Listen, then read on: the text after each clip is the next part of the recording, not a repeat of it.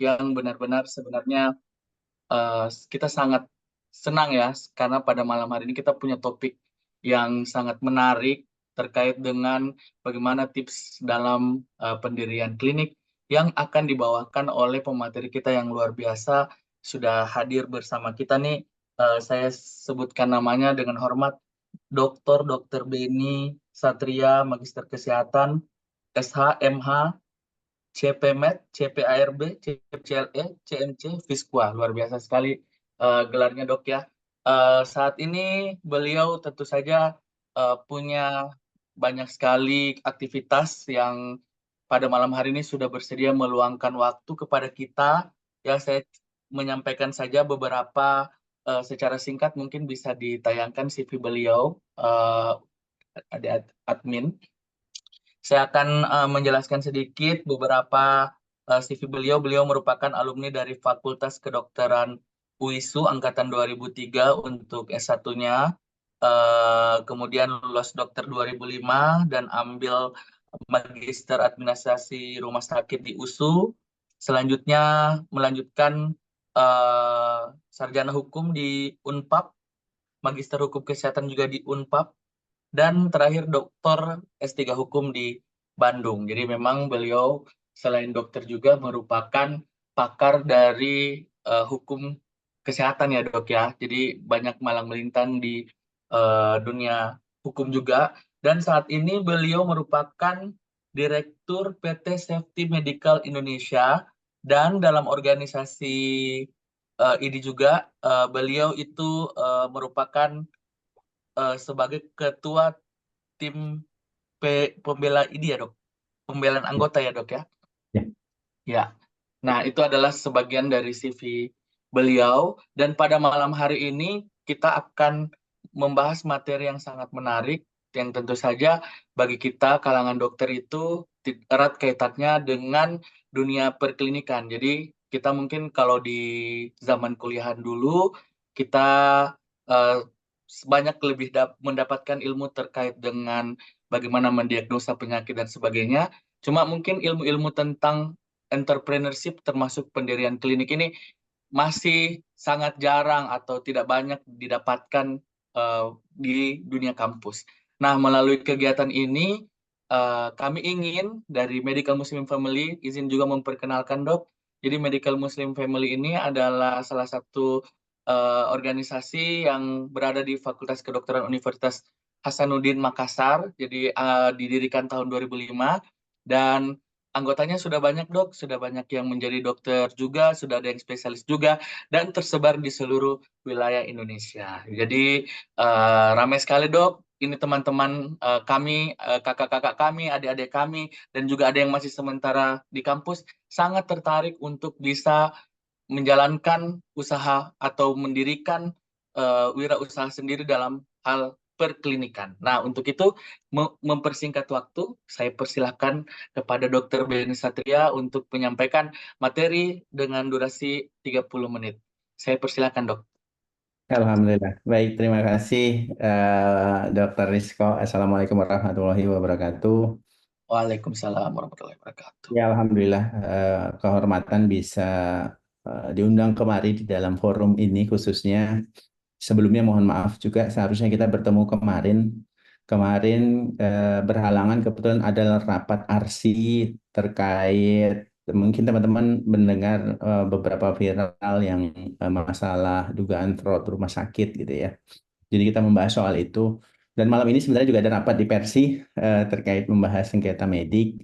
Tapi karena saya sudah janji ke teman-teman, khususnya ke sahabat saya yang cantik, Dr. Alwia, terima Asik. kasih atas undangannya dan tidak ingin mengecewakan. Kebetulan tadi ada sidang dari pagi sampai sore terkait ya ada salah satu direktur rumah sakit vertikal, ada Malik yang harus menjalani proses hukum.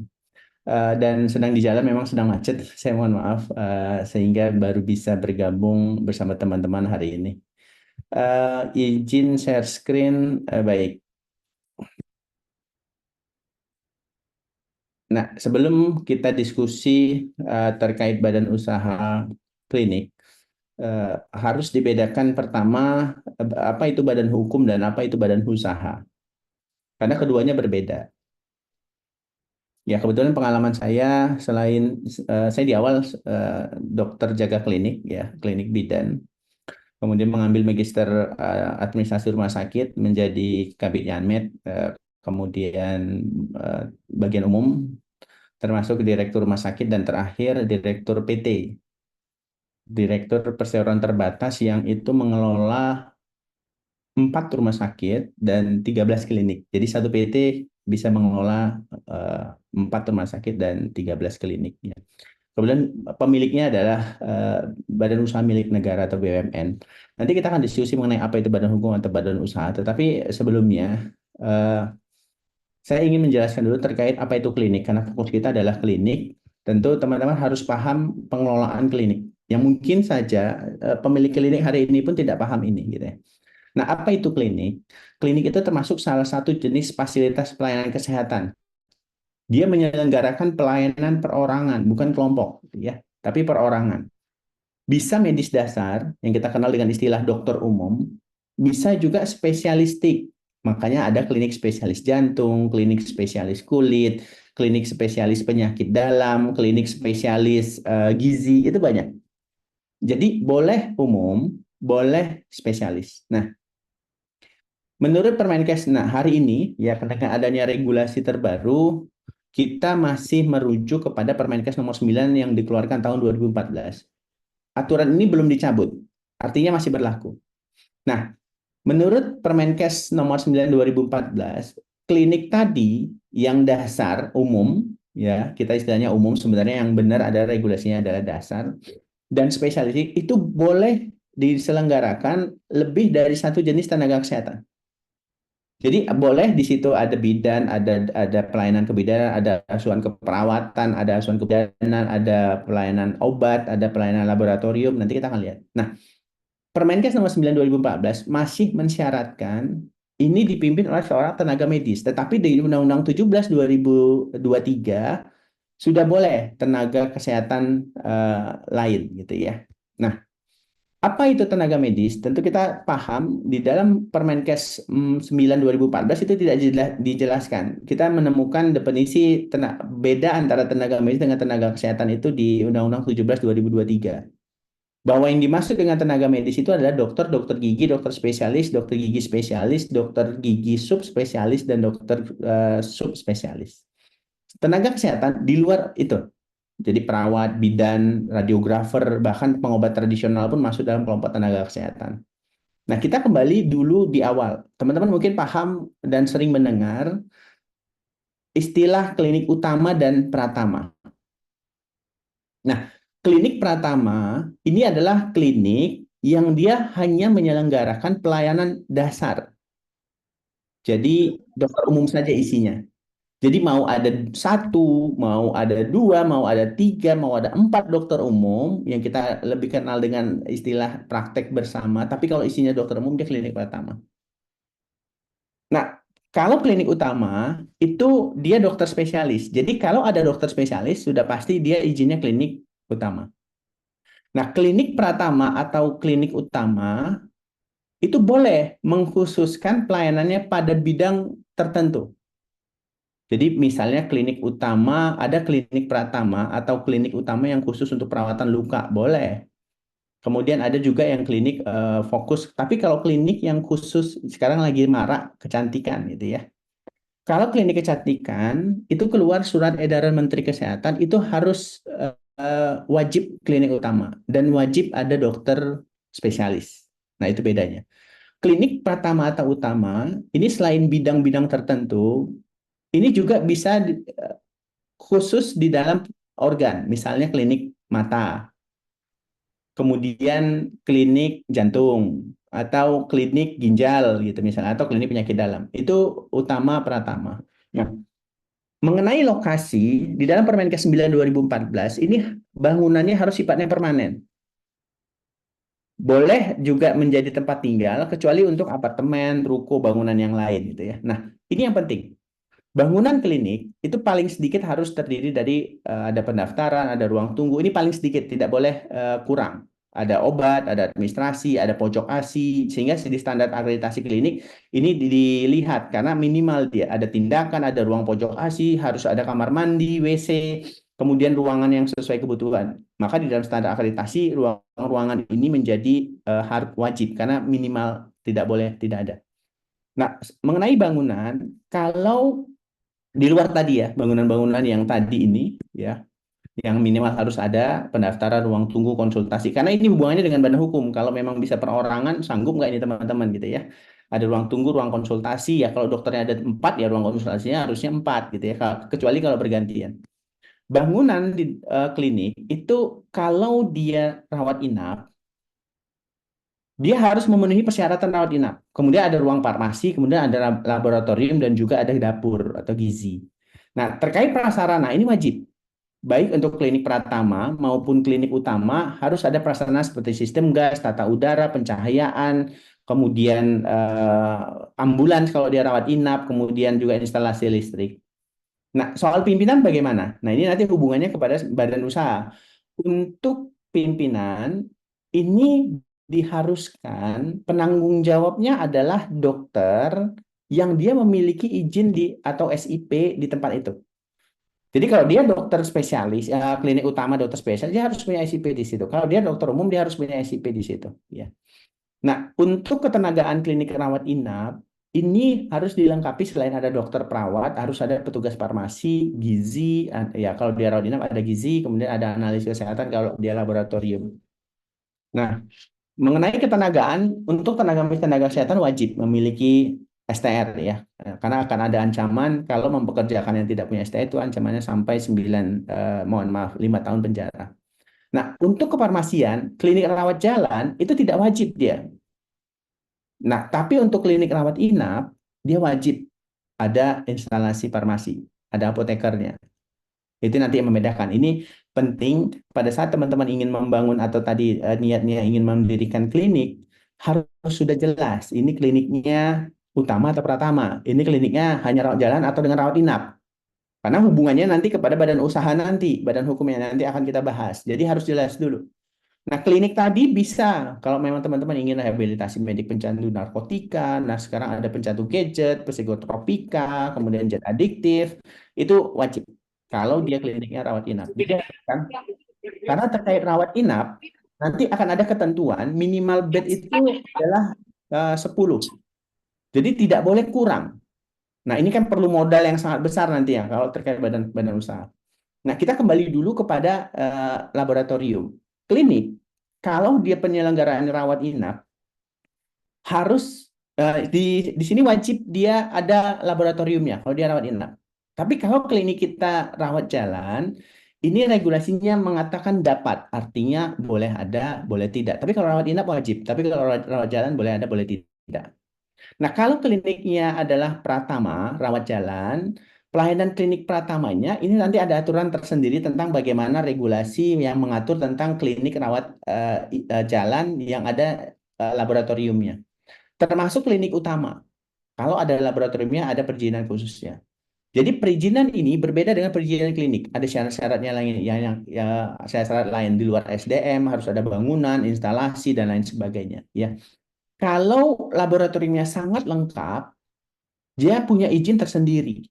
Ya, beberapa mungkin teman-teman tahu, ya saya sebutkan saja merek seperti Prodia gitu ya, atau mungkin ya klinik-klinik laboratorium yang besar yang lain, mereka punya izin tersendiri, tetapi di dalamnya ada dokter praktek dan sifatnya klinik gitu ya. Pelayanan untuk klinik, baik rawat jalan, itu wajib diselenggarakan promotif, preventif, kuratif, rehabilitatif. Dan juga ini bisa menyelenggarakan pelayanan 1 hari atau home care. Jadi bisa pelayanan kesehatan itu dalam rawat jalan, rawat inap, pelayanan 1 hari atau home care. Nah, untuk terkait home care, ini adalah bagian atau kelanjutan dari pelayanan itu. Jadi dia tidak boleh klinik sendiri home care gitu, nggak boleh. Dia harus merupakan bagian. Jadi pasien itu pernah berobat, kemudian karena mungkin kondisi tertentu kita harus datang hadir ke sana untuk pelayanan home care. Contohnya memandikan bayi, merawat orang tua, lansia, atau orang pasca stroke. Nah, untuk keluarga yang ada itu tujuannya adalah bagaimana supaya upaya meningkatkan pelayanan kesehatan. Jadi sifatnya adalah keberlanjutan dari pelayanan kesehatan di klinik, bukan dia berdiri sendiri. Nah, terkait daycare ini perawatan 1 hari. Contohnya dia ingin dirawat untuk pemulihan karena capek, lelah seharian di jalan atau karena karena dehidrasi, akhirnya kita lakukan rehidrasi di klinik, pelayanannya 12 jam, bisa sampai 24 jam, 1 hari 6 sampai dia harus minimal itu 6 jam sampai 24 jam. Itu yang disebut dengan daycare atau one daycare. Nah, masuk kepada regulasi mengenai klinik rawat inap. Klinik rawat inap ini kita hanya boleh, kalau tadi teman-teman memilih, saya mau deh bangun klinik rawat inap saja daripada rawat jalan supaya bisa merawat pasien. Boleh, silahkan. Tetapi ada aturan di dalam Permenkes 9 tahun 2019 bahwa kalau klinik rawat inap itu ada ketentuan maksimal kita hanya boleh merawat 5 hari, nggak boleh lebih. Jadi kalau lebih dari 5 hari masuk ke pasien 6 hari gimana? Hari ke-6-nya wajib rujuk. Walaupun dia diare, gastroenteritis misalnya. Jadi kalau kita pasien gastroenteritis sudah 5 hari GE-nya nggak sembuh-sembuh, maka wajib kita rujuk di hari ke-6 ke rumah sakit. Tapi di bawah 5 hari itu boleh di klinik. Termasuk juga kasus kecelakaan misalnya, kalau kita ingin rawat tanpa ada fraktur misalnya, tanpa ada fraktur terbuka, mungkin fraktur tertutup tanpa ada patahan tulang, dan kita ingin rawat dia 3 hari tadinya, terus akhirnya dirawat dia di 4 hari, kemudian tambah lagi jadi 5 hari, boleh. Tapi kalau ternyata sampai hari ke-6 tidak ada perubahan, wajib kita rujuk. Jadi ada ketentuan untuk klinik rawat inap tidak boleh melebihi 5 hari, ya maksimal 5 hari. Nah, kemudian bagaimana dengan tindakan bedah? Baik klinik utama maupun klinik pratama. Jadi hanya ada 2 jenis klinik, yaitu klinik pratama dan klinik utama. Jadi baik klinik utama dan klinik pratama ini bisa diselenggarakan terkait untuk tindakan bedah. Jadi bedahnya itu boleh. Jadi baik pratama atau utama boleh melakukan tindakan bedah. Tapi bedah minor, bukan mayor, ya. Klinik utama, khusus kalau klinik pratama hanya minor, contohnya cabut kuku atau hekting, gunting, luka-luka kecil tanpa sampai kepada jaringan otot gitu, hanya kutis subkutis. Tapi klinik utama itu boleh melakukan tindakan bedah di atasnya atau lebih dari itu kecuali yang pakai anestesi umum. Termasuk juga yang menggunakan inhalasi, general anestesi, atau menggunakan spinal, itu nggak boleh. Tapi kalau lumbar boleh nggak? Ya, ini yang harus diatur oleh organisasi profesi. Karena banyak pertanyaan di situ. Dok, saya tidak spinal, tapi lumbar saja. Ya, ini yang harus ditanyakan karena pengaturannya ditetapkan oleh organisasi profesi. Ada juga yang bilang, saya anestesinya pakai broti dok gitu ya. Tinggal dipukul di belakang tengkuk saja gitu. Jadi habis itu kita operasi itu boleh nggak? Nah, untuk klinik utama yang dikecualikan maka tidak boleh dilakukan adalah operasi sedang beresiko tinggi dan operasi besar. Nah, apa-apa saja jenis operasi sedang, apa-apa saja jenis operasi besar, itu klasifikasi bedah kecil, sedang, besar, nanti organisasi profesi yang menetapkan. Seksosesaria bisa nggak dok di klinik? Ini banyak pertanyaan-pertanyaan ke saya. Kebetulan saya terkadang banyak ditanya dan kemudian saya posting di sosial media, baik akun Instagram atau Facebook. Kalau seksosesaria, saya sampaikan tidak boleh di klinik utama. Kenapa? Karena seksosesaria itu termasuk jenis kategori operasi besar. Maka dia tidak boleh dilakukan di klinik utama. Yang ada, walaupun dokter spesialisnya, subspesialis obgynnya ada di situ gitu ya. Jadi nggak boleh. Dia harus dilakukan minimal rumah sakit kelas D. Nah, ada kewajiban klinik yang wajib dijalankan. Pertama, klinik itu wajib memberikan informasi yang benar tentang pelayanan kesehatan yang diberikan. Dia pelayanan kesehatan apa nih? Kalau memang ibu dan anak, imunisasi, dia harus dijelaskan informasi itu. Kalau dia klinik bersalin ya, kalau dia klinik kecantikan ya harus disampaikan bahwa memang dia pelayanan perawatan kulit misalnya. Kemudian memberikan pelayanan yang efektif, aman, bermutu, dan tidak boleh melakukan diskriminasi, menyelenggarakan rekam medis, dan sekarang rekam medis elektronik, melakukan sistem rujukan yang tepat, menghormati hak-hak pasien, dan memberikan informasi yang benar dan jujur. Nah, klinik, baik Pratama dan Utama juga punya hak. Hak memperoleh imbalan jasa sesuai ketentuan, kemudian melakukan kerjasama dengan pihak lain, menggugat pihak yang mengakibatkan kerugian. Jadi punya hak menggugat. Misalnya pasien, jangan bukan hanya pasien saja bisa menggugat klinik atau menggugat dokter, perawat. Tapi klinik pun punya hak bisa. Kalau ada pasien misalnya melakukan kerusakan di klinik, membuat onar di klinik, kemudian alat-alat kesehatannya rusak, atau kemudian melakukan penghancuran, memukul pintu dan kemudian rusak, gugat, itu kan rugi itu. Boleh. Kemudian mendapatkan perlindungan hukum dalam melakukan pelayanan kesehatan, termasuk mempromosikan pelayanan kesehatan, itu hak klinik. Ya, cuma jarang saja gitu ada pasien yang kemudian melempar klinik pecah, ya sudahlah nggak mau ribut, ganti sendiri. Tapi kalau kita ingin gugat, kita ada hak itu. Nah, syarat untuk klinik wajib pasang nama dan klasifikasinya. Apakah kita klinik pratama atau klinik utama? Apakah kita klinik spesialis atau klinik umum? Syarat yang lain harus melaporkan kepada Dinas Kesehatan daftar tenaga medis, tenaga kesehatan termasuk nomor STR, nomor SIP. Semuanya yang termasuk tenaga medis, tenaga kesehatan. Termasuk mencatat dan melaporkan kepada dinas ada penyakit-penyakit tertentu yang dirawat. Itu wajib dilaporkan. Penyelenggaraannya ini wajib, baik klinik pratama atau utama, baik klinik spesialis atau klinik umum, itu wajib diakreditasi setidaknya 3 tahun sekali. Jadi untuk klinik yang baru beroperasional, yang pertama kali mendapatkan izin operasionalnya, itu boleh menyelenggarakan sampai maksimal paling 2 tahun kemudian wajib mengajukan akreditasi. Jadi diberikan kesempatan untuk klinik baru, misalnya nanti 1 Agustus sudah berdiri kliniknya, 1 Agustus 2024, boleh sampai batas 1 Agustus 2026 diakreditasi. Tahun depan 2025 boleh, tapi tidak boleh lebih dari 2 tahun. Nah, penyelenggaraannya klinik nanti harus dilakukan audit internal dan eksternal. Audit internal ini harus dilakukan setahun sekali di klinik. Kemudian audit eksternal ini bisa dilakukan bersama dengan organisasi profesi. Ada pembinaan pengawasan terhadap mutu, itu nanti dilakukan secara berjenjang mulai dari dinas kesehatan. Maka dinas kesehatan kadang hadir di situ minta laporan, melakukan pemeriksaan dan lain sebagainya ya. Termasuk menteri, gubernur. Organisasi profesi itu juga ikut di dalam melakukan pengawasan bersama dengan asosiasi klinik.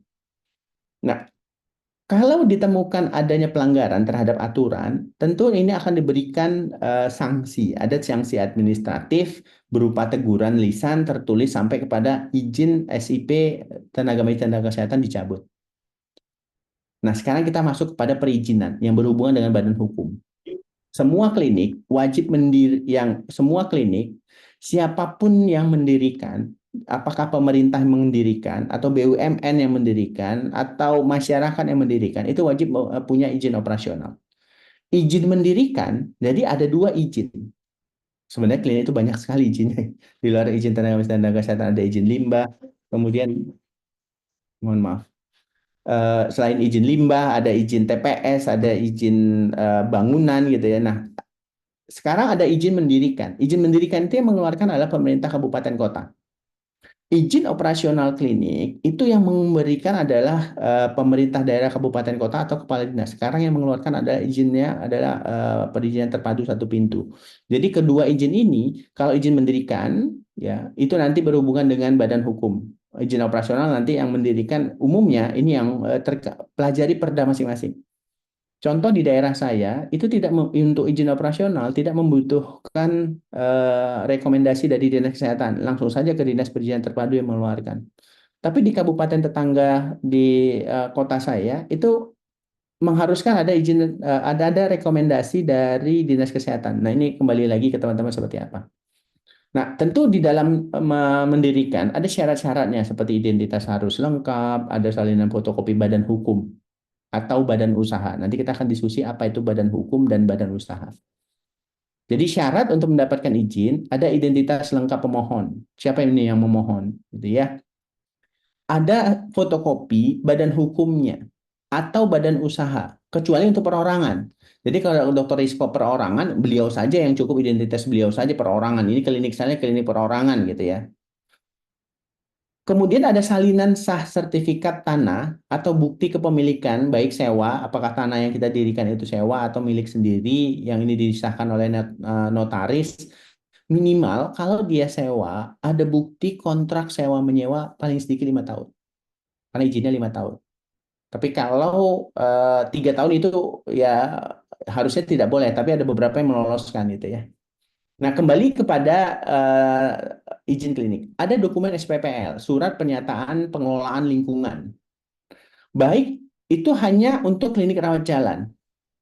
Tapi kalau dia klinik rawat inap, ada dokumen UKL-UPL untuk pengelolaan lingkungan.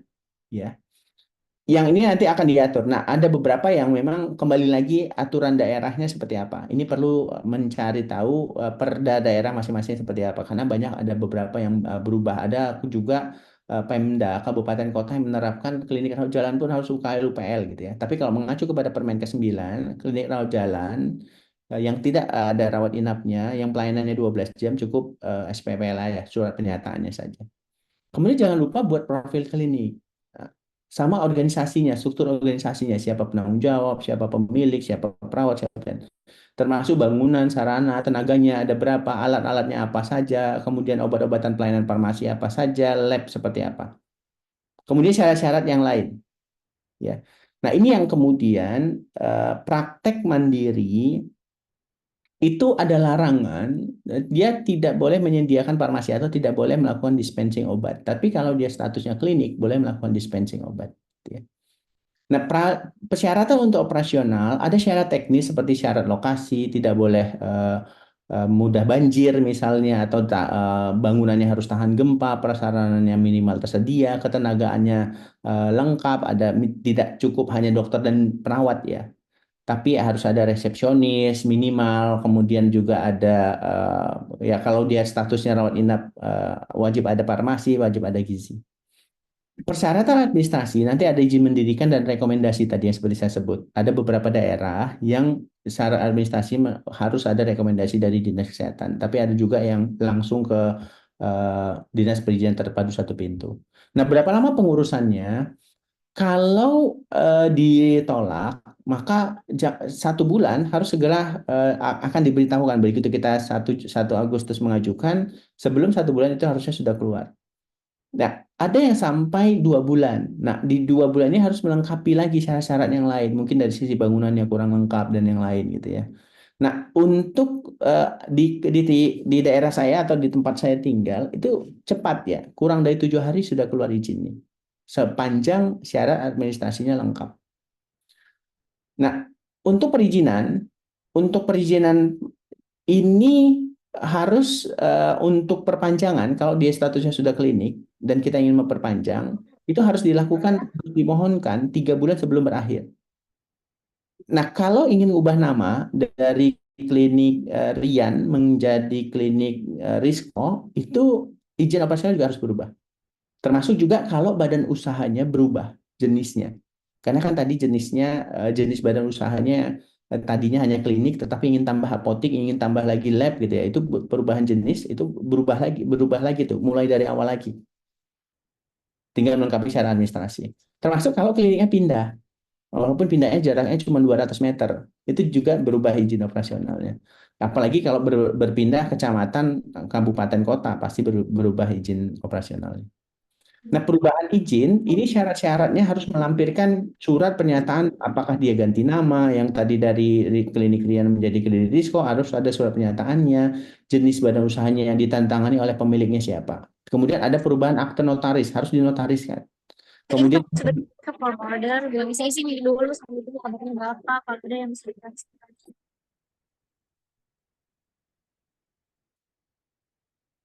baik, ada yang Ada ya bocor. Nah, kemudian ya karena ini berubah, berarti izin operasional klinik yang asli itu harus juga dilampirkan sebelum perubahan. Jadi supaya terlihat yang tadi dari klinik Rian menjadi klinik Risco, izin operasional klinik Riannya harus dilampirkan supaya berubah dari klinik Risco. Nah, perubahan izin selain tadi surat pernyataan pengganti izin operasional, ini perubahan penanggung jawab klinik juga harus dilaporkan. Kalau tadi penanggung jawabnya Dokter Rian diganti ke Dokter Risco, ini perubahannya juga harus diberi informasi kepada dinas kabupaten kota. Nah, Permenkes 9 2014 itu mencabut Permenkes 66 2007. Nah, ini ada ketentuan peralihan. Jadi karena keluarnya 2014 dan sekarang sudah 2024, sudah 10 tahun, saya mendengar informasi akan ada revisi terkait tentang klinik. Nah, kita tunggu saja. Sampai malam ini kita diskusi, belum ada perubahan apapun dan belum ada regulasi terbaru apapun. Tapi kalau teman-teman ingin membaca lain tentang klinik, boleh lihat Permenkes yang dicabut nomor 28 2011, kemudian pelayanan dasar apa-apa saja yang boleh, itu boleh dipelajari atau dipahami, tetapi tidak bisa dijadikan regulasi karena sudah dinyatakan dicabut dan tidak berlaku. Nah, kita kembali kepada perizinan pemilihan. Jadi teman-teman sudah paham apa itu klinik, apa itu klinik pratama, apa itu klinik utama, SDM-nya siapa saja, bagaimana syarat mendirikan, bagaimana syarat bangunan. Baik. Kita kembali lagi ke Permenkes 9 2014 tentang memilih badan hukumnya. Klinik itu ada 3. Pertama, klinik yang dibuat oleh pemerintah atau yang dimiliki oleh pemerintah-pemerintah daerah yang kita kenal dengan istilah puskesmas. Tapi pemerintah juga bisa membangun klinik gitu. Swasta, ya bukan klinik swasta, tapi klinik. Contohnya jaksa. Jaksa kan sekarang sudah ada kliniknya tuh, kalau teman-teman lihat. Polisi juga sudah ada kliniknya tuh, gitu ya. Kalau dinas kesehatan kan puskesmas, ya, yang mirip ya, tapi regulasinya berbeda kalau puskesmas dengan klinik. Nah, ada klinik yang didirikan masyarakat, bisa perorangan atau badan usaha. Jadi klinik ini dimiliki oleh masyarakat, kita lah masyarakat. Dan itu menyelenggarakan rawat jalan. Tapi untuk yang tadi kan sudah jelas ya, kalau dia rawat jalan, kita harus di awal tadi yang Mas Rizko Dokter Rizko sampaikan, ini teman-teman ingin entrepreneur bangun klinik, harus jelas di awal mau rawat inap atau rawat jalan. Kalau rawat jalan, dia boleh perorangan, boleh badan usaha. Dua pilihannya. Boleh perorangan, boleh badan usaha. Tapi kalau rawat inap, dia harus badan hukum, nggak bisa perorangan.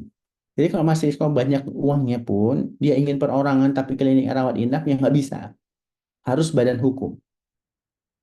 Apa itu badan usaha dan badan hukum? Nah, kita lihat apa beda badan hukum dan badan usaha. Badan hukum itu entitas hukum. Entitas hukum itu bisa PT, CV, koperasi. Nanti kita akan lihat ya beberapa ketentuannya. Dia dia terpisah dari pemiliknya. Hak-haknya ada, kewajibannya juga ada. Tapi kalau badan usaha, ini adalah yang melakukan kegiatan usaha. Jadi rumah sakit itu badan usaha, bukan badan hukum. Badan hukum rumah sakit itu PT atau yayasan. Kalau klinik, dia bisa sekaligus dia badan hukum dan dia bisa badan usaha kalau dia perorangan. Kembali lagi lihat rawat inap dan rawat jalannya. Tapi kalau dia rawat inap, dia harus berbadan hukum, CV atau VT atau yayasan. Emang boleh klinik yayasan? Boleh. Nanti saya akan kasih contohnya. Emang boleh klinik itu CV? Boleh, ada. Memang harus PT? Nggak harus. Itu badan hukum. Nah, apa itu? Jadi ini harus paham dulu. Apa itu badan hukum dan apa itu badan usaha. Contoh BUMN. BUMN itu kepanjangannya apa? Badan Usaha Milik Negara. BUMD apa? Badan Usaha Milik Daerah, gitu ya. Pengelolaannya BLUD, itu pengelolaan keuangannya namanya. Baik, ini jenis badan hukum. Bisa perusahaan perseorangan, bisa persekutuan firma, ini badan hukum, bukan badan usaha, bukan badan usaha ya, ini badan hukum. Yang tadi saya bilang, ada BUMN, ini belum saya tambahkan BUMD, dan sekarang ada badan hukum PTNBH. Kalau tadi disinggung menyebut Unhas gitu ya, Unhas kan PTNBH sekarang, perguruan tinggi negeri berbadan hukum. Dia badan hukum tuh. Kemudian ada PT, ada koperasi, ada yayasan, dan ada CV. Jadi untuk klinik bagusnya yang mana? Semuanya bagus. Cuma yang paling umum PT, perseroan terbatas, yayasan, CV. Itu yang paling umum. Untung ruginya apa gitu ya? PTNBH pun sekarang universitas punya klinik kok gitu ya, baik swasta atau negeri. Jadi kliniknya itu adalah badan hukum, badan usaha. Klinik itu badan usahanya universitas. Tapi badan hukumnya klinik itu dan universitasnya adalah PTNBH. Nah, ini harus dipahami jenis-jenis badan hukum. Nah, pertimbangan memilih badan hukum itu yang tadi saya sampaikan. Kita harus tahu jenis usaha yang dijalankan, apakah perdagangan industri, kemudian ruang lingkupnya apa, rawat inap atau rawat jalan, kemudian siapa-siapa yang terlibat.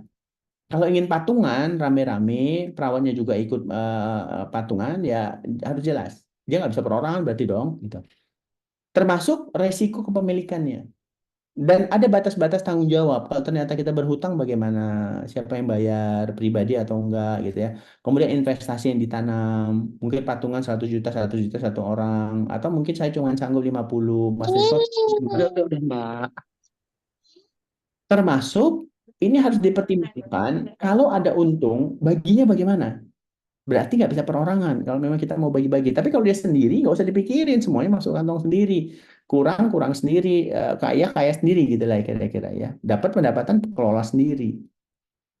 Termasuk jangka waktu berdirinya perusahaan. Ya, kita izin perusahaan itu harus di renewal setiap 5 tahun sekali. Nah, kemudian harus update peraturan-peraturan pemerintah kalau memang ada perubahan-perubahannya. Contoh Undang-Undang PT nomor 40 2007 itu dengan Undang-Undang Cipta Kerja sudah berubah tuh gitu ya. Jadi harus update perubahannya. Nah, apa itu perusahaan? Perusahaan itu setiap bentuk usaha yang dia menjalankan usaha yang bersifat tetap, klinik kan pelayanan kesehatan kan tetap tuh terus menerus dia bekerja dan berkedudukan di wilayah Indonesia dan tujuannya mencari keuntungan atau laba. Itu perusahaan. Pengusaha itu adalah orang yang menjalankan perusahaan, makanya namanya pengusaha, atau menyuruh orang lain untuk menjalankan perusahaan. Saya bentuk PT, saya nggak mau jalanin, saya serahkan ke Dokter Rizko untuk menjalani. Saya pengusaha, walaupun yang menjalankan itu adalah Dokter Rizko. Nah, untuk pengusaha ada 3 kategori. Ada pengusaha yang bekerja sendiri. Jadi kalau saya bentuk PT, saya direktur PT-nya, kemudian saya jalan sendiri, itu berarti pengusaha yang bekerja sendiri. Ada yang kemudian butuh bantuan pekerja yang lain. Saya ajak deh teman-teman yang lain. Dokter Fadil saya ajak, Dokter Rian saya ajak, Dokter Rizko saya ajak. Itu berarti saya pengusaha yang bekerja dengan bantuan pekerja lain. Ada juga pengusaha yang memberikan kuasa kepada orang lain untuk menjalankan. Jadi saya bentuk, kemudian saya suruh Dokter Rizko jadi direktur, Dokter Fadil bagian keuangan, Dokter Rian kemudian dari marketing. Ini kita mau buat usaha konsultan misalnya, bukan klinik. Jadi ya saya akan kasih kuasa supaya eh, kalian yang jalani. Nanti kita bagi hasil deh gitu lah. Karena saya yang mendirikan, saya yang punya gitu. Perusahaan perseorangan, boleh kita perseorangan, boleh. Ini adalah dikelola dan dikuasai oleh satu orang. Keuntungannya untuk perusahaan, tapi dia menanggung semua resikonya karena sendiri. Tidak bisa berbagi. Nah, ini diatur di dalam Kitab Undang-Undang Hukum Dagang. Jadi tidak perlu perjanjian karena dia didirikan oleh sendiri. Jadi mendirikan perusahaan perseorangan namanya. Ya. Nah, perusahaan perseorangan ini izin operasionalnya ya, ini harus terdaftar di dalam TDUP atau di surat izin perdagangan SIUP. Jelas. Nah, umumnya perseorangan ini toko kelontong atau apa istilahnya toko kelontong ya atau kedai sampah ini yang paling sering ini perseorangan berizin. Kalau dulu sebelum keluarnya Undang-Undang Kebidanan, mungkin pernah membaca bidan berijazah gitu. Nah, itu bentuknya itu bisa perusahaan perseorangan gitu ya. Nah, toko-toko kelontong ini yang paling sering. Jadi pedagang kaki lima itu termasuk perseorangan yang dia usahanya tidak memiliki izin. Jadi dia khusus perseorangan gitu ya. Nah, ada untung dan kekurangannya ya. Jadi ada kelebihan dan kekurangan. Kelebihannya apa? Mudah dibentuk, mudah dibubarkan. Ya, toko kelontong hari ini kemudian 3 bulan nggak jalan udah tutup gitu ya. Dan dia umumnya sederhana, pengelolaannya juga sederhana. Dia tidak perlu pembagian-pembagian apa. Nah, kekurangannya tanggung jawabnya tidak terbatas, kemampuan manajemennya terbatas, dia tidak bisa ajak yang lain, sumber dana juga terbatas. Jadi umumnya perusahaan perseorangan ini tidak cocok dan jarang dijadikan sebagai badan hukumnya klinik. Tapi bukan dilarang, boleh gitu ya. Tetapi umumnya jarang digunakan. Kenapa? Karena risiko kegiatannya ditanggung sendiri. pusingnya pusing sendiri. Tapi kalau memang umumnya di awal dulu seperti dokter-dokter spesialis. Dokter spesialis itu menggunakan ini perusahaan perseorangan. Karena mungkin dokter spesialis secara keuangan mungkin dia lebih cukup gitu. Tapi ya kegiatannya dia tanggung sendiri, sumber dananya berasal dari kantong dia sendiri, manajemennya dia sendiri juga, tanggung jawabnya dia sendiri juga, pengelolaannya dia sendiri juga.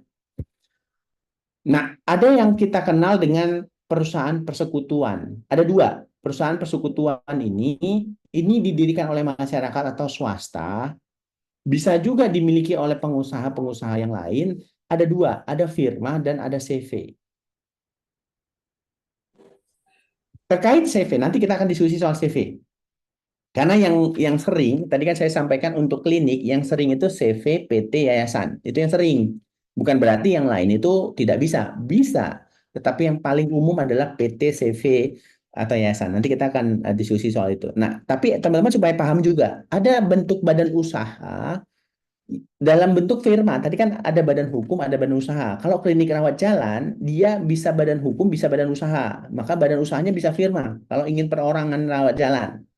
Tapi kalau rawat inap nggak bisa firma, gitu ya. Nah, untuk firma ini didirikan beberapa orang. Bisa kita berempat. Saya, Dokter Rizko, Dokter Rian, Dokter Fadil, itu bisa beberapa orang. Pakai nama bersama. Jadi nama kita singkat semua. Gitu ya. Kemudian ini digunakan bersama. Dan tanggung jawabnya semua. Bisa juga sendiri-sendiri. Kalau kita berhutang, ya tanggung jawabnya tinggal kita bagi. Nah, kalau ada rugi akan tanggung tanggung bersama. Nah, kalau perlu ya modal-modalnya juga sama semua gitu. Nah, ini nanti pendiriannya pakai akta autentik di notaris. Tinggal jumpai saja notaris, kami maunya firma gitu ya. Tapi umumnya notaris akan kasih saran daripada firma, resikonya begini, baiknya CV atau PT. Biasanya begitu. Tapi kalau kita ngotot ingin firma ya silahkan. Nah, nanti oleh notaris, akta pendirian firma itu nanti akan didaftarkan ke Mitra Pengadilan Negeri.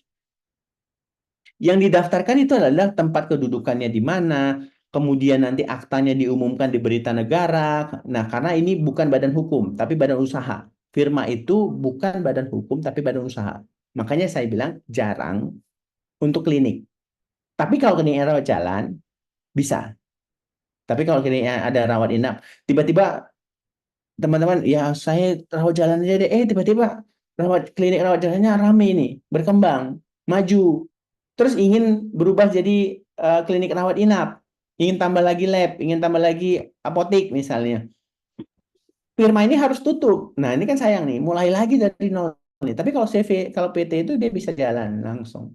Nah, itu yang jarang kenapa firma ini jarang digunakan untuk menjadi pilihan. Tapi bukan nggak boleh, boleh. Nah, nanti karena firma ini bukan badan hukum tapi badan usaha, akta pendirian firma ini tidak perlu disahkan di Departemen Kehakiman. Beda dengan PT, dia wajib. Pendirinya, pengaturannya firma nanti menggunakan rujukan Kitab Undang-Undang Hukum Dagang. Jadi mengacu kepada hukum dagang. Nah, firma ini bukan badan hukum dan tidak perlu tidak ada keharusan harus disahkan pendiriannya. Nah, kalau berakhir jangka waktu, karena dia kan ada jangka waktu 5 tahun misalnya, atau di anggaran dasar harus kita buat. Ini firma ini berapa lama umurnya? 25 tahun. Nah, mengacu kepada Kitab Undang-Undang Hukum Dagang pasal 26 pasal 31, firma ini bisa dibubarkan sebelum berakhir. Ke 20 tahun kelamaan gitu ya. Udahlah kita bubarin aja lah kan 5 tahun daripada rugi terus. Atau ini bisa ditetapkan akibat pengunduran diri atau berhenti sekutunya. Jadi kalau saya mengundurkan diri, salah satu pengurus itu mengundurkan diri, ini bubar berarti firmanya. Jadi kalau saya mundur, maka ini firmanya bubar. Firmanya bubar, badan hukumnya bubar, berarti kliniknya bubar juga. Sayang. Makanya jarang dijadikan pilihan. Kebaikannya apa? Untungnya prosedurnya mudah, tidak seribet CV atau PT. Kemudian kemampuan finansialnya karena ini gabungan modal kita berempat itu cepat. Dan keputusannya ini adalah seluruhnya kita semua. Nah, utang-utang ini akan ditanggung oleh kekayaan pribadi para anggota. Jadi kalau ada hutang 1 miliar ya kita bagi 4, 2,5 gitu. Tapi kekurangannya kenapa tidak jadi pilihan seperti saya sampaikan tadi kalau ingin milih firma, nggak panjang umurnya, Kak. Karena kalau salah satu anggota keluar, maka firma pun bubar. Jadi kalau tiba-tiba dokter Rizko merajuk gitu ya, nggak bisa dibujuk lagi, udah bubar nih gitu. Kliniknya pun bubar, baru aja jalan kliniknya 1 tahun gitu ya. Ini tidak, makanya kenapa tidak jadi pilihan. Nah, masuk kepada CV. CV ini menjadi salah satu pilihan. Ada CV PT Yayasan.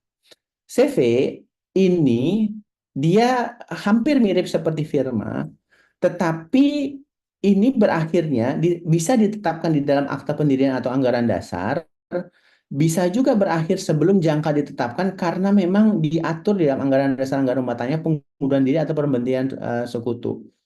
Perubahan anggaran dasar ini sama aja, jadi polanya sama. Jadi pengaturannya juga mengacu kepada Kitab Undang-Undang Hukum Dagang.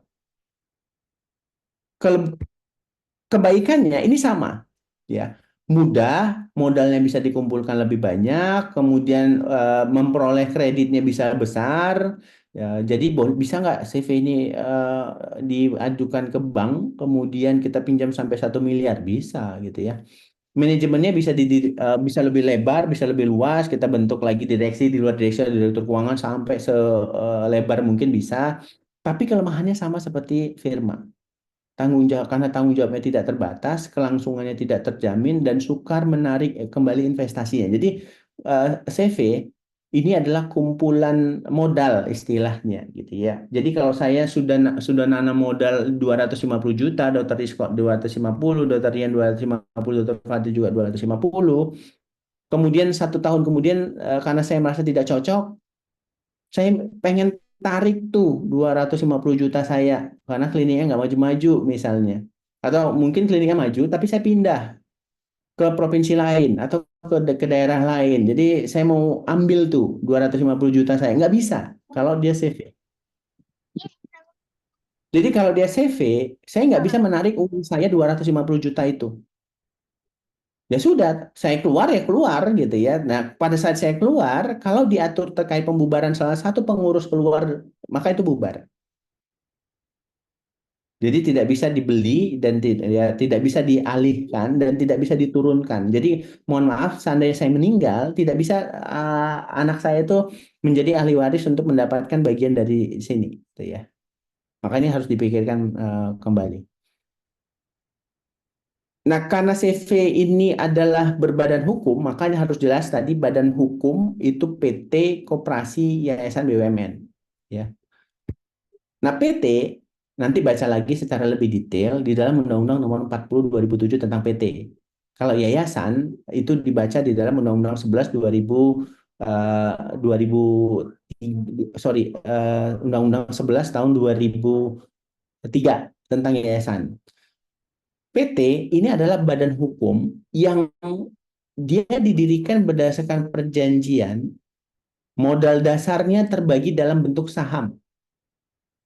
Jadi kalau kita menanam modal 250 juta tadi, itu dinilai sahamnya 25%.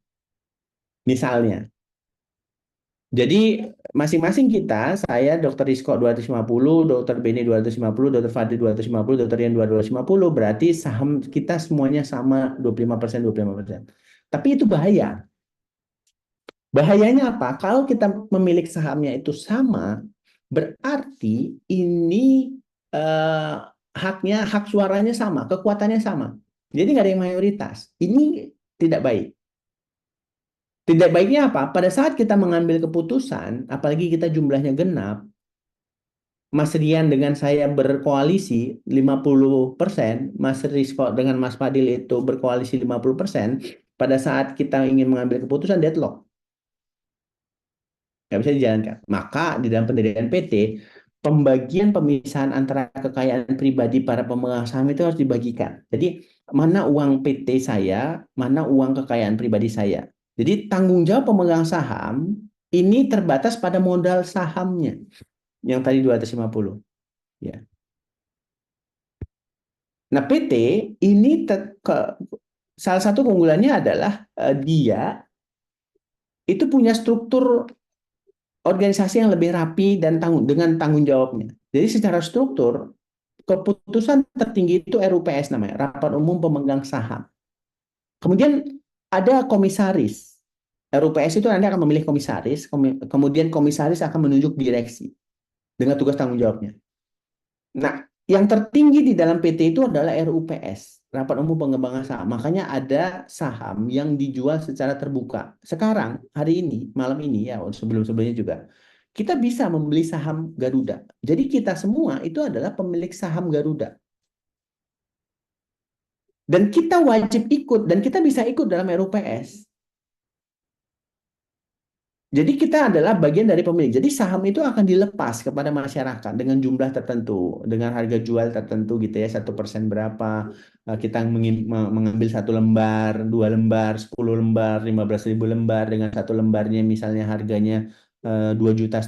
Ada yang 1 lembar harganya 5 juta. Jadi kalau kita punya uang 10 juta kita beli, berarti kita punya saham itu 2 lembar. Maka dalam RUPS kita ikut itu keputusan tertinggi. Tetapi tentu kita hanya boleh ikut. Nanti akan diatur tuh biasanya hak suara. Ya kalau saham kita cuma 2 lembar, ya hak suara kita nggak akan didengar juga. Tapi kalau saham kita ada 6.000 lembar atau 60%, ya kita punya hak yang lebih besar untuk menyampaikan pendapat. Tata caranya diatur dalam Undang-Undang 40 2007. Nanti akan ada akta di depan notaris, bawa rancangan anggaran dasar anggaran rumah tangganya yang mengatur siapa pemilik, pemegang saham, besarannya, siapa direksi, siapa komisaris gitu ya. Tugas direksi komisaris apa. Ini disahkan di Kemenkumham.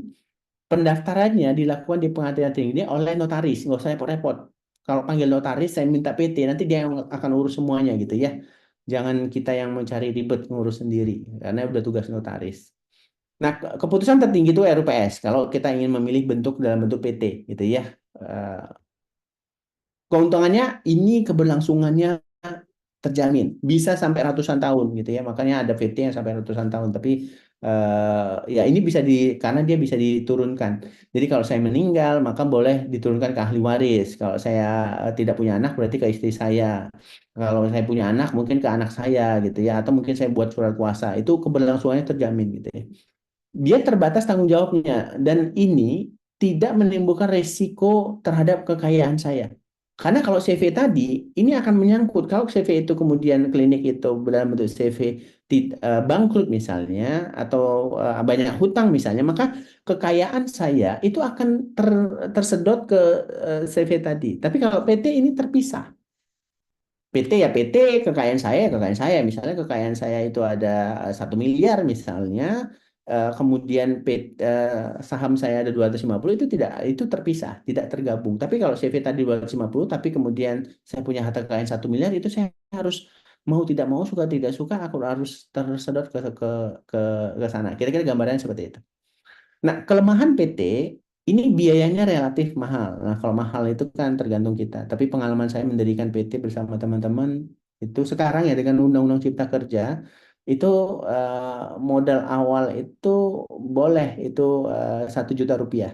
Kalau dulu dia minimal itu 10 juta. Dan itu harus masuk ke dalam tabungan bank dan tidak boleh diambil 60% gitu ya. Sekarang tidak, dengan Undang-Undang Cipta Kerja agak lebih mudah untuk PT. Pemerintah mempermudah untuk bentuk badan hukum. Tapi rahasia tidak terjamin. Yaitu apa maksudnya rahasia tidak terjamin? Karena sifatnya publik, jadi ketahuan itu. Karena anggaran dasarnya kan akan diupload, jadi ketahuan kalau saya itu punya PTA, PT. Nah, karena rahasia tidak terjamin, kalau saya mendirikan PT dan saya bagian komisaris, berdasarkan saya mendirikan PT yang kedua, saya tidak bisa komisaris di situ. Saya direktur. Kalau saya direktur di PT B, maka saya tidak boleh mendirikan lagi di PT C gitu. Jadi data itu akan terbuka, jadi akan ketahuan. Jadi posisi saya di PT itu pemilik atau bukan, direksi atau bukan. Jadi dia tidak boleh satu orang itu punya 5 atau 10 PT dengan jabatan direksi. Nah, ini koperasi. Koperasi ini termasuk badan usaha, bukan badan hukum. Ya, bisa juga dia dalam bentuk badan hukum kalau dia di SK-kan Kemenkumham. Jadi pilihan. Nah, umumnya koperasi itu adalah milik karyawan di perkebunan atau perusahaan-perusahaan. Jadi mereka diperbolehkan yang anggotanya adalah karyawan-karyawan itu atau orang-orang itu. Kegiatannya itu boleh klinik atau yang lain. Bisa lebih luas, bisa dia untuk klinik, bisa dia mungkin supermarket atau toko kelontong gitu ya. Nah, modalnya ini ada yang disebut dengan simpanan pokok, simpanan wajib, sumbangan sukarela anggota-anggotanya, atau hibah didapatkan dari hibah. Ya. Tapi untuk klinik Jarang, hampir jarang tapi masih ada di beberapa daerah ya. Jadi kalau dia di daerah perkebunan misalnya atau di daerah ya khususnya perkebunan, eh, kalau karyawannya itu ingin mendirikan klinik, bisa pakai badan hukum koperasi gitu ya. Tapi pemiliknya ini pembagian hasil usahanya itu akan diatur di dalam prinsip-prinsip koperasi. Anggotanya sukarela, tidak boleh dipaksa. Kemudian pemberian balas jasanya terhadap modal ada, kemudian pembagian hasil usaha ada, istilah SHU, sisa hasil usaha. Ciri-cirinya tentu lebih mementingkan kepentingan anggota, kemudian anggotanya bebas keluar masuk, kemudian ini badan hukum untuk kesejahteraan anggota didirikan secara tertulis dari pendirian notaris, dan kekuasaan tertinggi, kalau PT kekuasaan tertinggi di RUPS, ini kekuasaan tertinggi koperasi itu ada dalam rapat anggota. Jadi yang merasa anggota ikut rapat itu gitu ya. Cara mendirikan ini paling sedikit 20 orang. Kemudian mengajukan surat permohonan kepada Departemen Kementerian Koperasi, sekarang istilahnya bukan departemen, mohon maaf. Dan ini paling lama 3 bulan sejak diterimanya pengesahan dan nanti akan diumumkan dalam berita negara. Dari usahanya ada yang disebut dengan koperasi produksi, koperasi konsumsi, koperasi simpan pinjam, dan koperasi serba usaha. Ya kalau serba usaha dia semuanya. Nah umumnya klinik yang didirikan oleh para karyawan-karyawan itu dalam bentuk koperasi serba usaha. Ya bukan simpan pinjam. Ada juga yang memang simpan pinjam dia tidak punya usaha gitu ya. Nah pihak dalam koperasi itu ada namanya rapat anggota tahunan, sama kalau di PT namanya RUPS tahunan, ada pengurus dan ada pengawas dewan atau dewan komisaris ya mirip seperti PT. Pembubaran koperasi itu diatur di dalam Undang-Undang Koperasi khusus. Kalau PT ada Undang-Undang PT, koperasi ada Undang-Undang Koperasi, yayasan ada Undang-Undang Yayasan. Nah, ini terakhir diskusi kita. Ini contoh klinik yang badan hukumnya CV. Jadi kalau teman-teman lihat siapa nama pelaku usaha, ini kan jelas ya. Berdasarkan Undang-Undang 11 tahun 2020 tentang Cipta Kerja, pemerintah Republik Indonesia menerbitkan sertifikat standar usaha klinik kepada siapa? Nama pelakunya CV, CV Merah Delima Batam. Nomor induk berusahanya atau NIB-nya sekian-sekian, alamatnya di sekian, kemudian nomor teleponnya. Nah, klasifikasi bakunya 86105 atau KBLI-nya, klasifikasi baku lapangan usaha. Jadi lapangan usahanya jelas 86105 aktivitas klinik swasta. Ini aktivitas klinik swasta yang pelakunya adalah bentuknya CV. Nah, ini contoh badan hukumnya yayasan. Jadi bisa yayasan. Lihat, nama pelaku usahanya Yayasan Bani Saipudin. Alamatnya di Jawa Barat. KBLI-nya sama dengan yang CV tadi kan 8610, aktivitas klinik swasta dalam bentuk yayasan. Kemudian ini yang dalam bentuk PT. Jadi nama PT-nya PT Harapan Jaya Medika. Nama ini untuk perpanjangan atas izin. Ini contoh perpanjangan atas izin. Klinik Pratama Harapan Kita, bentuknya PT. KBLI-nya 86105, aktivitas klinik swasta. Ini contoh juga PT, Dinamika Rupa Cemerlang. KBLI-nya klasifikasi baku lapangan usahanya 86105, aktivitas klinik swasta. Nah, ini kita lihat Bening Klinik ya, mungkin teman-teman tahu Bening gitu ya. Nama PT-nya, jadi Bening itu klinik swasta 86105. Status penanaman modalnya dia penanaman modal dalam negeri, ada yang penanaman modal luar negeri, jadi harus terlihat. Nah, ini nama PT-nya PT Bening Glow Indonesia. Klinik swasta. Kemudian ada badan hukum selain PT Krip Muhammad, ini juga klinik. Aktivitas klinik swasta dengan KBLI-nya 86105. Ya, mungkin itu Mas Rizko yang bisa saya sampaikan. Mudah-mudahan memberikan pemahaman teman-teman semua. Terima kasih. Saya akhiri. Assalamualaikum warahmatullahi wabarakatuh. Waalaikumsalam warahmatullahi wabarakatuh. Terima kasih banyak Dokter Beni. Materinya sangat menarik, sangat memberikan insight untuk kita semua terkait dengan bagaimana kita ingin mendirikan sebuah klinik. Oke, saya akan buka sesi pertanyaan buat teman-teman, kakak-kakak, adik-adik yang ingin bertanya silahkan raise hand. Untuk sesi pertama ini saya buka 2 pertanyaan. Di sini sudah ada raise hand. Ada Dokter Mira, silahkan. Assalamualaikum Dr. Beni. Ya, waalaikumsalam. Dr. Beni, saya Dr. Mira dok dari Cikarang, Jawa Barat. Oh iya, Cikarang, Jawa Barat. Mau bertanya ya mengenai untuk klinik rawat jalan, apabila melakukan home care gitu ya dok. Ya, Tadi saya baca boleh rawatan di rumah boleh dok? boleh. Boleh. Itu undang-undangnya apa ya dok ya? Karena puskesmas kami masih mempertanyakan itu ya dok ya. Melarang dok. Ada undang-undang yang kuat yang bisa kami kasih lihat nggak dok? Ya, baca Permenkes. Kalau ini kan klinik ya, bukan puskesmas ya. Klinik dokter. Saya Oke. klinik, tapi kan saya di wilayah kerja puskesmas dokter. Baik. Baca Permenkes 9 tahun 2019, Permenkes 9 2014 dan Permenkes 2052 tahun 2011. Itu dasar hukumnya. Oh baik dokter. Kalau untuk observasi, ya dokter. Syaratnya ada. Dia harus merupakan keberlanjutan. Jadi artinya pasien itu Ya, pernah berobat dulu dan ya. terdaftar di dulu. Jadi bukan berarti ada klinik, kemudian kita datangi door to door ke rumah orang, kemudian kita pelayanan. Enggak, tapi dia keberlanjutan. Dia ada Betul. jalan dulu, terdaftar dulu. Tapi kalau dia misalnya kita dipanggil atau ya kita dipanggil oleh keluarga untuk sana, ya kita daftarkan dulu. Mungkin karena dia tidak bisa jalan atau mungkin karena keterbatasan aktivitas, jadi kita yang ke sana untuk di awal. Tapi kita bantu daftarkan dulu. Bukan berarti kita langsung kita seret ke klinik untuk kita daftarkan, tidak. Tapi bisa nanti pendaftarannya belakangan. Baik, Boleh. dokter. Dan untuk observasi, tadi saya baca 6 sampai 24 jam di klinik ya dokter ya?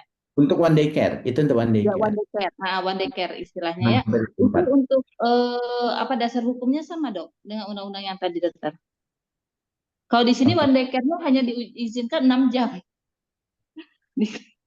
Iya, one day care itu 6 sampai 24 jam. Itu namanya one Nggak day boleh care. lebih 24 jam dok. Katanya 6 jam kata dia kayak gitu dok. Jadi kan Kalau lebih dari 24 jam, itu namanya bukan one day care, tapi sudah ya, perawatan 1 hari.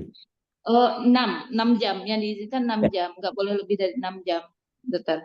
One day care itu 6, batasannya Sampai 6. 24 jam ya kan dok.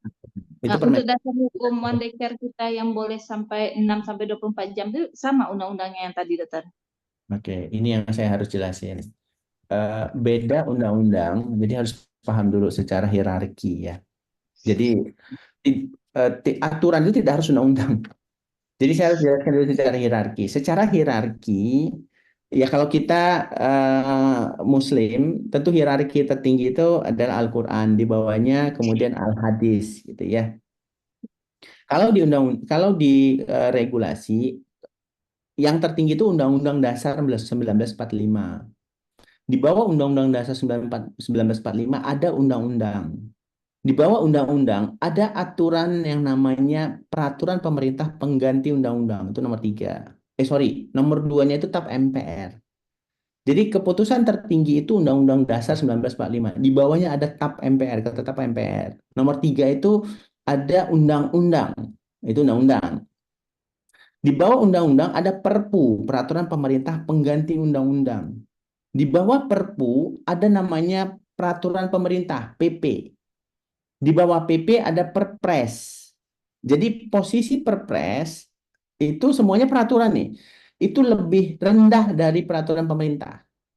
Nah, kemudian di bawah Perpres ada namanya Perda, peraturan daerah, provinsi, dan peraturan daerah kabupaten kota. Itu hierarkinya, berhenti di situ.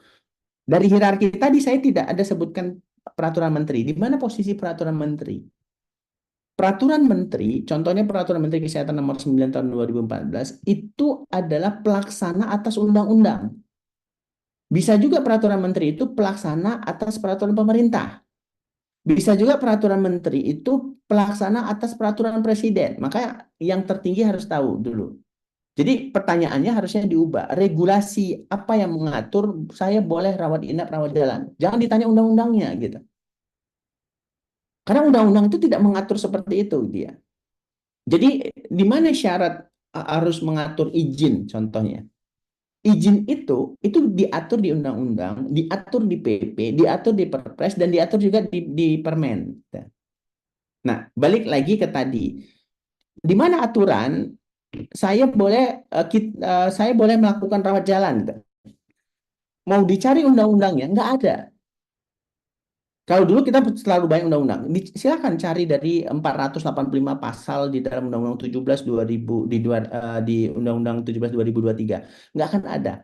Dia adanya di peraturan Menteri Kesehatan gitu ya. Jadi kalau puskesmas melarang misalnya one day care, ya ini ya kita harus sampaikan peraturannya bahwa one day care termasuk juga pelayanan home care itu diperbolehkan dilakukan oleh klinik, bukan praktek dokter mandiri ya, tapi oleh klinik. Diatur di mana? Diatur di dalam Permenkes nomor 9 2014 bahwa klinik itu berhak memberikan pelayanan one day care atau home care. Nah, kemudian dokter diperbolehkan dan diatur di dalam Permenkes Peraturan Menteri Kesehatan nomor 252 2011 untuk diizinkan melakukan pelayanan one day care atau home care. Perawat boleh nggak? Boleh diatur di dalam Peraturan Menteri Kesehatan nomor 38 2014 tentang keperawatan. Bidan boleh nggak? Boleh melakukan home care, tapi dia diatur bukan di Permenkes klinik, tapi diatur di Peraturan Menteri Kesehatan nomor 27 tahun 2019 tentang praktek bidan. Jadi profesi ini semuanya boleh diatur di masing-masing. Nah, malam ini kita diskusi peraturan menteri yang saya sebut tadi itu belum dicabut. Karena kita sudah punya undang-undang baru nomor 17 2023. Seandainya besok pagi keluar peraturan pemerintah, karena peraturan pemerintah secara hierarki itu lebih tinggi dari peraturan menteri. Dan bunyinya ternyata ada di dalam pasal, mencabut peraturan menteri yang saya sebut tadi, 252 dicabut, 36 dicabut, 27 dicabut. Maka jelas bidan dokter tidak boleh melakukan home care. Tapi harus disebutkan dalam aturan yang lebih tinggi. Tapi kalau tidak diatur, malam ini kita diskusi, peraturan yang saya sebut tadi belum dinyatakan dicabut sehingga boleh teman-teman melakukan home care, tapi statusnya klinik, bukan praktek mandiri. Mungkin itu, supaya paham. Makasih. Siap, Paham, makasih Dokter. Dokter Benny. Ya, Dok, ini mungkin pertanyaan dari kami, Dok. Karena pertemuan ini kenapa kemudian dilaksanakan? Karena ada keinginan dari beberapa kakak-kakak dan teman-teman dari Medical Muslim Family ini untuk membentuk klinik bersama, begitu Dok. Nah, awalnya kan memang kalau di kampus kami merupakan organisasi eksternal kampus. Nah, yang baru kemudian mau dibentuk secara organisasi itu mau dilembagakan, begitu Dok. Dalam artian berbadan hukum kah atau badan usaha. Nah, menurut dokter itu ketika kita ingin mendirikan klinik, kira-kira nih M2F ini dalam bentuk yayasan kah, dalam bentuk PT kah, atau seperti apa menurut saran dan pertimbangan Dokter Ben?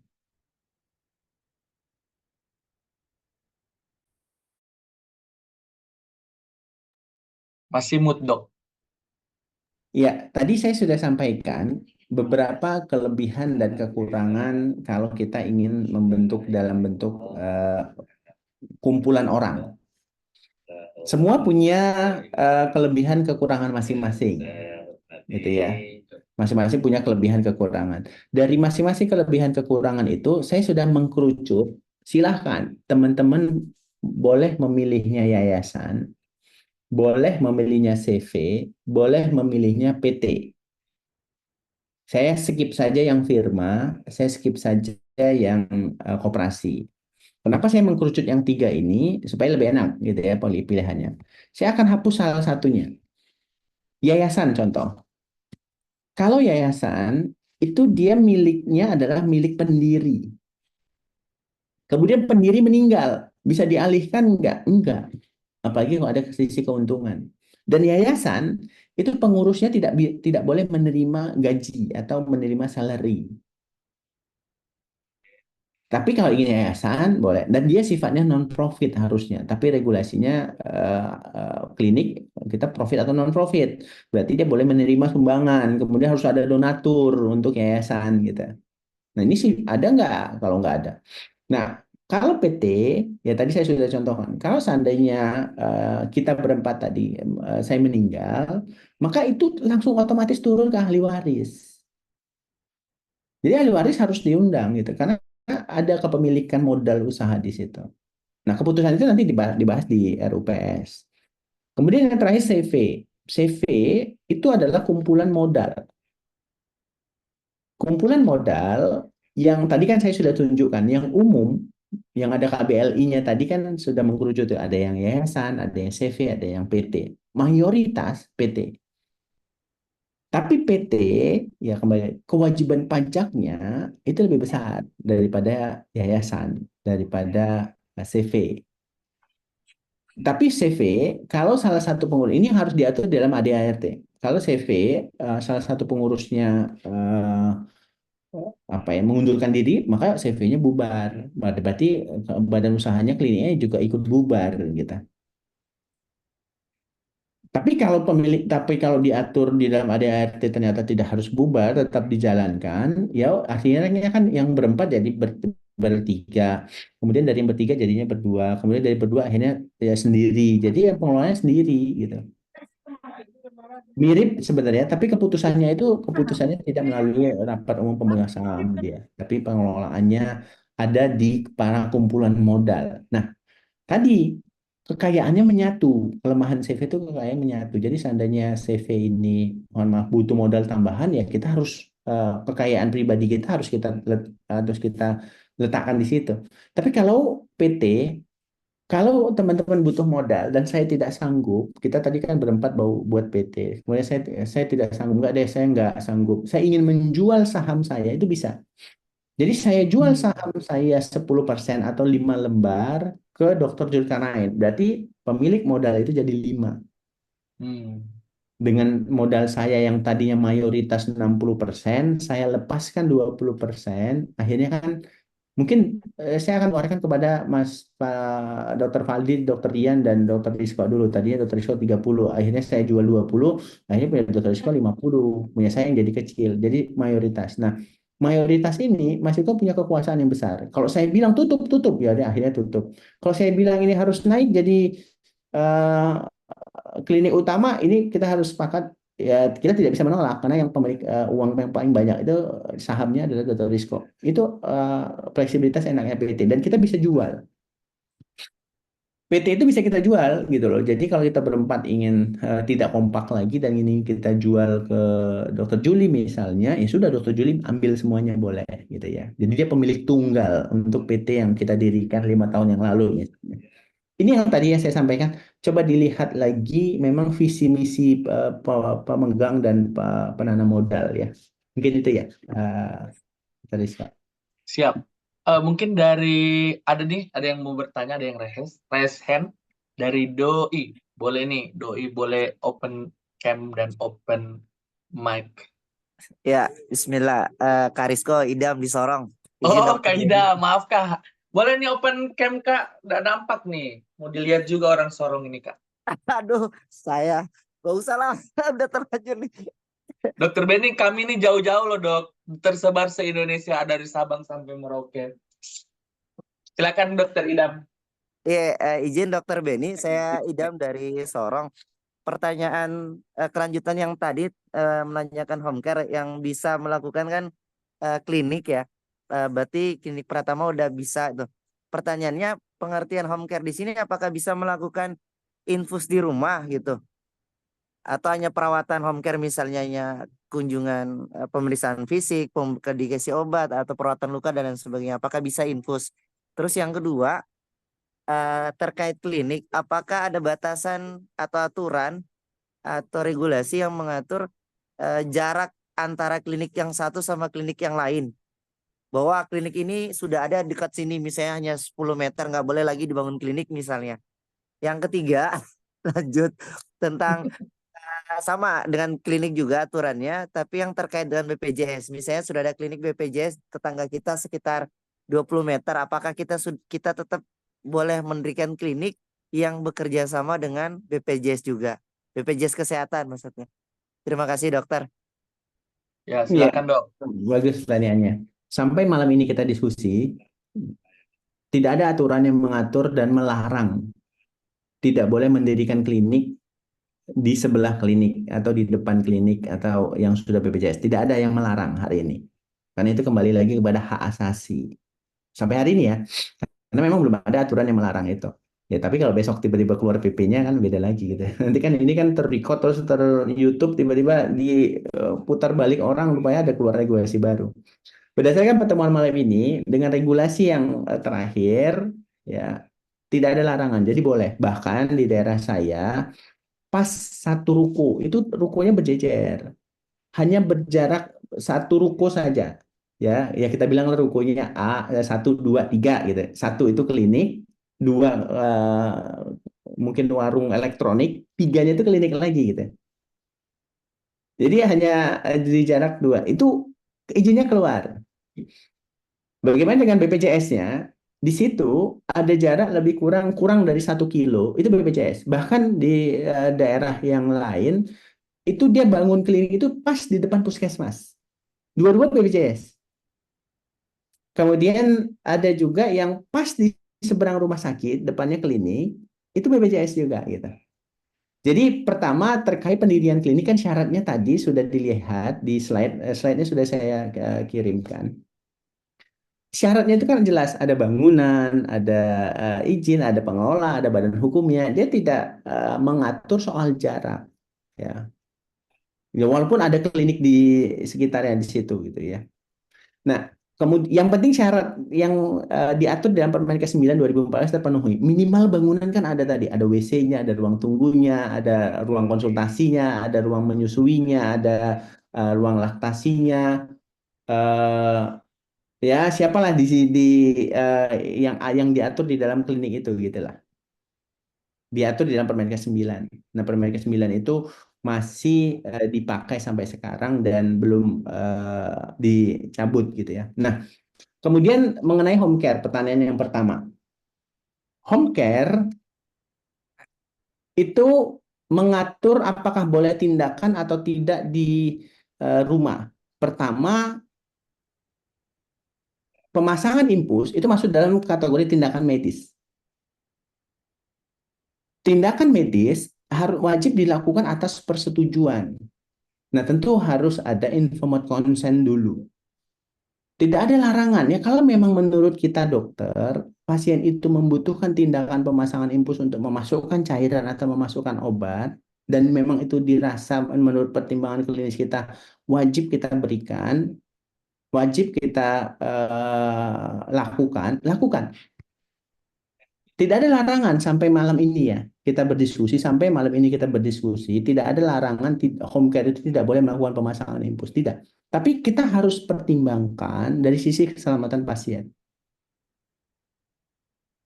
Artinya perawatan pasien itu tentu kita harus edukasi juga bahwa tindakan ini adalah pertolongan pertama bukan perawatan seterusnya gitu ya.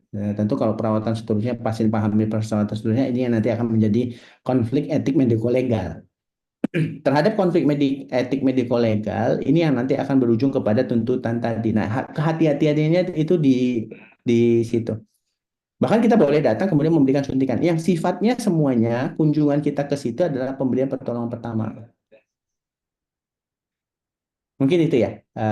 Oke, Tadi yang tadi kedua iya. Mungkin. oke, masih ada saya kasih kesempatan satu penanya mungkin yang terakhir sebelum kita menutup kegiatan ini yang belum bertanya, adakah mungkin Dokter Mira sebentar kita hold dulu siapa tahu ada yang teman-teman Iya. lain yang ingin bertanya.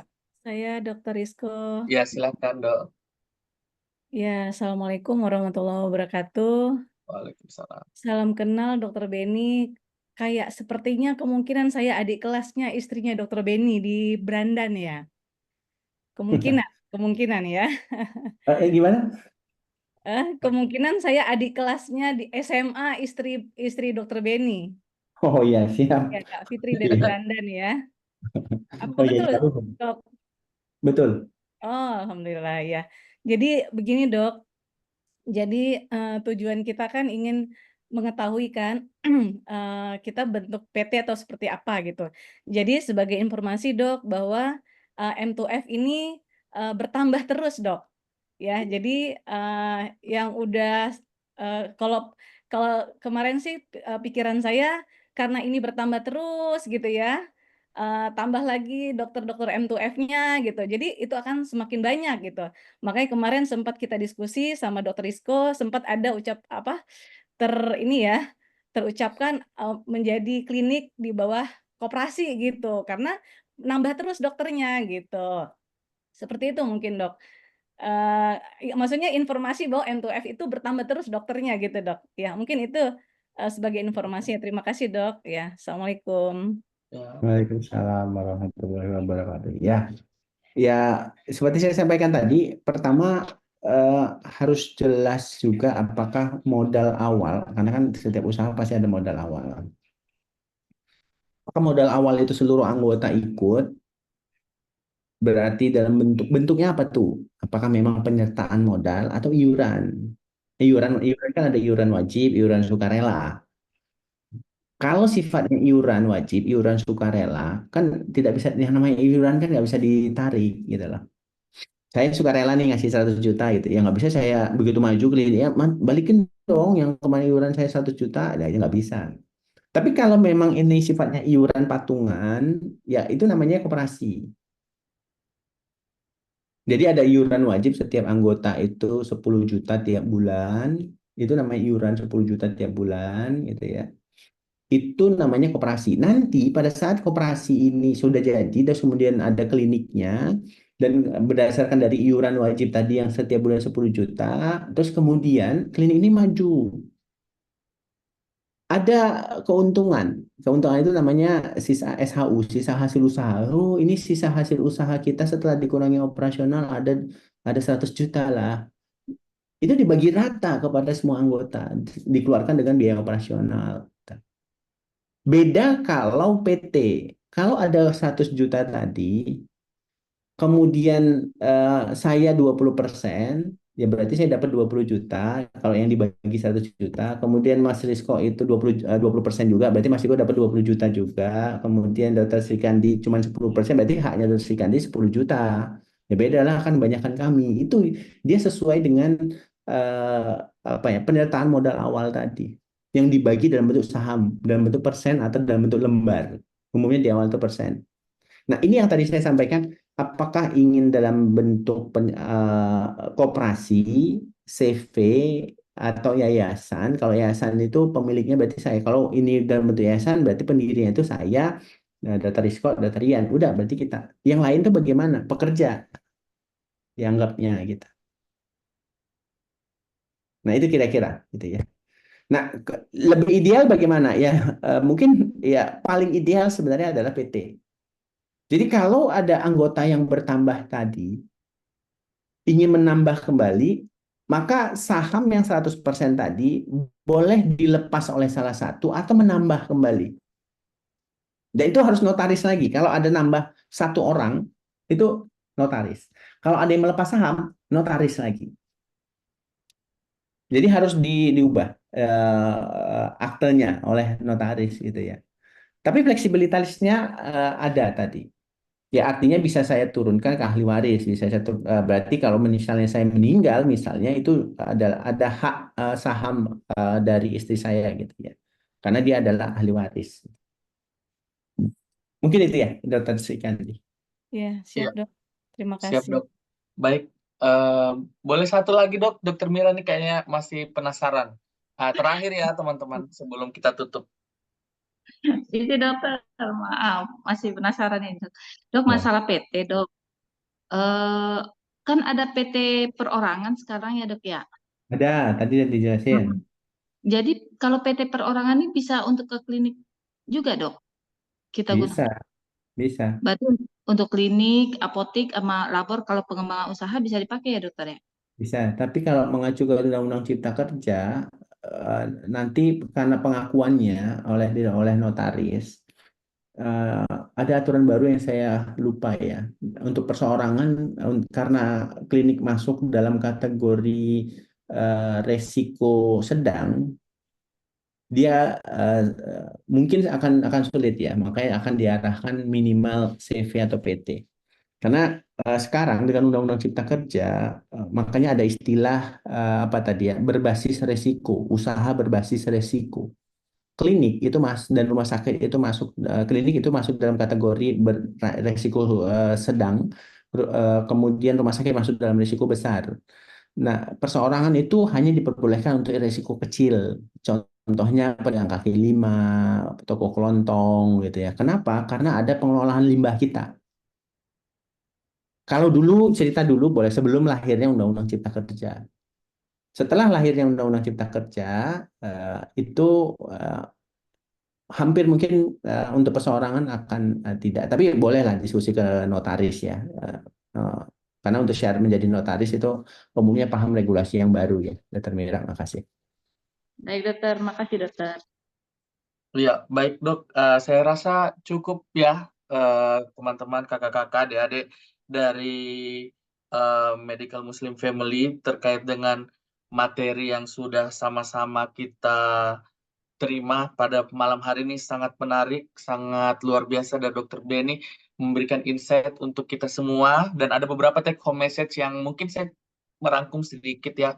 Yang pertama, klinik itu bisa dalam bentuk klinik pratama dan utama, dan bisa dalam bentuk rawat inap dan rawat jalan, dan penanggung jawab klinik harus tenaga medis, dan klinik kalau mau didirikan harus punya izin mendirikan dan izin operasional, dan klinik bisa milik pemerintah ataupun masyarakat, namun kalau untuk rawat inap harus berbadan hukum. Ya, mungkin itu singkat yang dari saya simpulkan. Lebih dan kurangnya saya mohon maaf. Terima kasih sekali lagi kepada pemateri kita dan seluruh partisipan yang sudah hadir di sini, dari seluruh kakak-kakak, adik-adik, dan semuanya anggota M2F. Mungkin sebelum kita tutup, Dokter Idam masih ada ya? Bisa Hadir. boleh baca doa dulu Kak? Insya Allah. Silakan ditutup dengan sebelum kita tutup kita baca doa dulu. Mohon diizinkan juga Kak Idam, mohon dititip doa. Ini ada salah seorang orang tua dari dokter kita, Dokter Ispunandar sedang sakit. Mohon dititip doa Kak, biar kita aminkan. Silakan Kak. Syafakillah untuk Bunda. Baik, sebelumnya saya ucapkan jazakumullah khairan untuk Dokter Benny. Semoga Allah membalasnya dengan kebaikan yang sempurna. Semoga Allah menjaga Dokter Benny beserta keluarga, termasuk harta Dokter Benny, terlindungi dari segala macam musibah. Amin ya rabbal alamin.